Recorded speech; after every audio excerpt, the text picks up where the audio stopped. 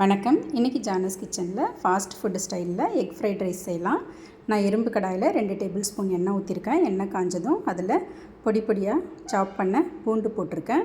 காரத்துக்காக ஒரே ஒரு பச்சை மிளகாய் போட்டிருக்கேன். அதை ஒரு நிமிஷத்துக்கு இந்த மாதிரி வதக்கி விட்டுட்டு இது கூடவே நீல வாக்கில் கட் பண்ண வெங்காயம் கொஞ்சம் போட்டிருக்கேன். அதையும் சேர்த்து ஒரு நிமிஷம் வதக்கி விட்டுக்கலாம். இந்த மாதிரி வதக்கினதுக்கப்புறம் இதில் காய்கறி எல்லாம் சேர்த்துக்கலாம். நான் பொடியாக நறுக்கின கேரட் நீல வாக்கில் கட் பண்ணி வச்சுருந்தேன். அதையும் ஒரு 2 டேபிள் ஸ்பூன் சேர்த்துருக்கேன். அதே மாதிரி கோஸ் 2 table spoon, beans 2 table spoon சேர்த்துருக்கேன். இது கூடவே குடமிளகாவும் 2 டேபிள் ஸ்பூன் அளவுக்கு சேர்த்துருக்கேன்.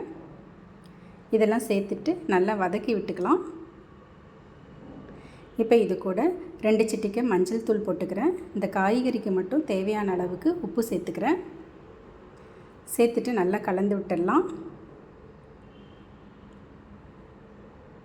இந்த மாதிரி ஒரு நிமிஷத்துக்கு கலந்து விட்டுட்டு ஸ்டவ்வை நல்லா லோ ஃப்ளேம்லேயே வச்சுட்டு இதை மூடி போட்டு வேக வச்சுக்கலாம்.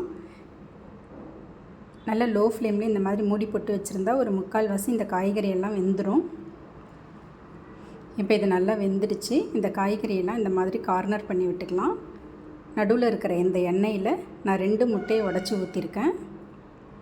இப்போ இந்த முட்டைக்கு தேவையான அளவுக்கு உப்பு சேர்த்துக்கிறேன். அது கூடவே 2 சிட்டிகை மஞ்சள் தூளும் சேர்த்துக்கிறேன்.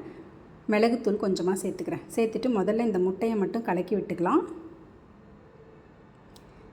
இந்த மாதிரி கலந்ததுக்கு பிறகு இதெல்லாம் சேர்த்து காய்கறியோடு ஒன்று சேர கலந்து விட்டுக்கலாம்.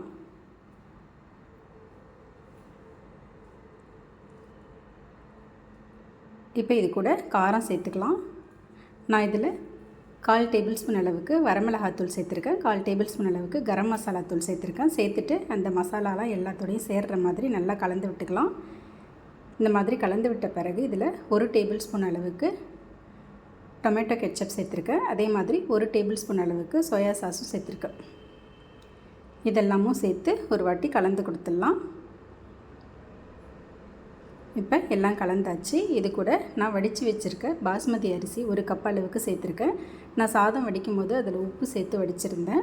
அப்படி நீங்கள் உப்பு சேர்க்கலைன்னா இந்த டைமில் உப்பு சேர்த்துக்கலாம். இப்போ இது கூடவே 1/2 டேபிள் ஸ்பூன் அளவுக்கு மிளகுத்தூளும் சேர்த்து நல்லா கலந்து விட்டுறேன். இந்த மாதிரி நல்லா கலந்துட்டு கடைசியாக கொஞ்சம் கொத்தமல்லி தழையும் சேர்த்துக்கலாம். பொடி பொடியாக நறுக்கின கொத்தமல்லி தழையும் சேர்த்து நல்லா கலந்து விட்டுடலாம். அவ்வளோதாங்க, ஒரு டேஸ்ட்டான ஃபாஸ்ட் ஃபுட் ஸ்டைலில் எக் ஃப்ரைட் ரைஸ் ரெடி ஆகிடுச்சு. தேங்க்ஸ் ஃபார் வாட்சிங்.